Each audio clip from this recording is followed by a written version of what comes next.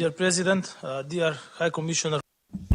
Почитуван председател, почитуван генерален секретар, почитуван висок комесар за човекови права, почитувани екселенции, драги колеги. Цврсто сум уверен дека унапредувањето на To the benefit of a country committed to peaceful development. Should peace be seen as a final destination goal? For peace is a winding road. Peace is won by jointly treading along this road in our everyday lives. It is a path to be treaded in unity by people living in a quarter, in a community, in a municipality, in a country.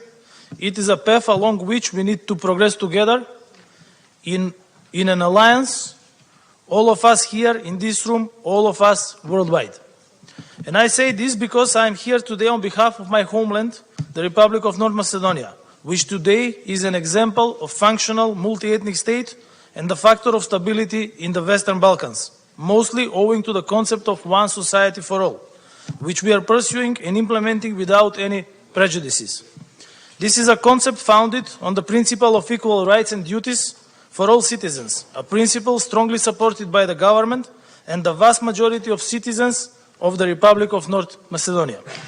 These citizens are Macedonians, Albanians, Turks, Vlachs, Serbs, Roma, Bosniaks, and other citizens living in the Republic of North Macedonia, who, as stipulated under the highest legislative document, our Constitution, are equal in their freedoms and rights, regardless of their national, ethnic, religious, or any other belonging.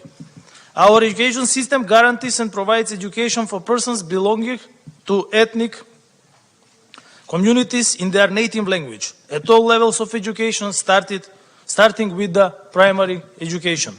Adopted legislative amendments and the application of the equitable representation principle have enabled persons belonging to ethnic communities to be included in all areas of social life, such as local self-government, parliament, the judicial system, executive branch bodies. In fact, we have translated the letter and spirit of the United Nations Declaration on Minority Rights into reality in our everyday practice. The Republic of North Macedonia strongly supports this UN declaration, which safeguards fundamental principles of minority protection. We believe that all democratic states should and must be guided by this declaration. Citizens of North Macedonia are fully aware of the fact that by ensuring that persons belonging to various ethnic communities use their language different from the Macedonian language to seek their rights with social services, defend their right before courts using their native language, they have not lost anything. Quite the contrary, they have gained many benefits.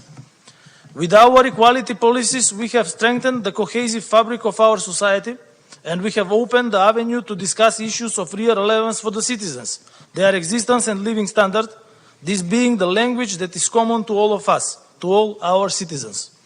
Being a country firmly and fully committed to the Agenda 2030 and the leave no one behind principle, we have adopted the national strategy elaborating the concept of one society for all and interculturalism, founded on participatory democracy, which on its part consolidates inclusiveness process in the country, this being a quality by which my country is recognized in the region, in the EU, and worldwide. Of course, we went through a complex process 21 years ago when the Ohrid Framework Agreement was reached, which offered solutions to open inter-ethnic issues. Today, this agreement is transposed in the Constitution. Hence, we genuinely demonstrate that the full implementation of human rights by persons belonging to minorities in line with international law can be reached only through active policies and strategic plans that we develop in cooperation with the civil society sector. Now we are developing a new strategy on equality and non-discrimination covering the period from 2022 to 2026. We work on the strategy development with OSCE support, while the goal of the strategy is to ensure improvement and advancement of the status of the most vulnerable categories of citizens.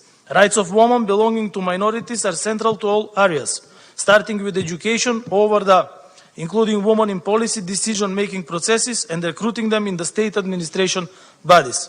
We pay particular attention and we invest significant efforts in protecting rights of our Roma citizens. We have developed a new strategy for the period from 2022 to 2030 on the inclusion of Roma in line with guidelines defined under the EU Roma strategic framework. North Macedonia is conducting a unique policy on the status of its minorities in the countries they live, which is based on pursuing the application of principles set under this UN declaration and the strict implementation of the provisions of the Council of Europe Framework Convention for the Protection of National Minorities. Being a successful, functional, multi-ethnic democratic country, meaning Europe on the Balkans, we stand ready and willing to guarantee and advance the ethnic, cultural, linguistic and religious identity of all ethnic communities, while protecting state interests and developing the Republic of North Macedonia on equal footing with the rest of the democratic world. And being part of the region that has suffered from endless strife and conflict in the past, we stand committed to contribute to better relations with our neighbors, who are also ethnically diverse. Our joint latest initiative, the Open Balkan, together with the countries surrounding us, constitutes at the moment the most inspiring idea for peace and economic development that will bring us a step closer to our ultimate strategic goal, European membership. The pandemic and the war in Ukraine have shown that the struggle never ends when it comes to human rights. For both their preservation and their advancement demand strong will and vigilance.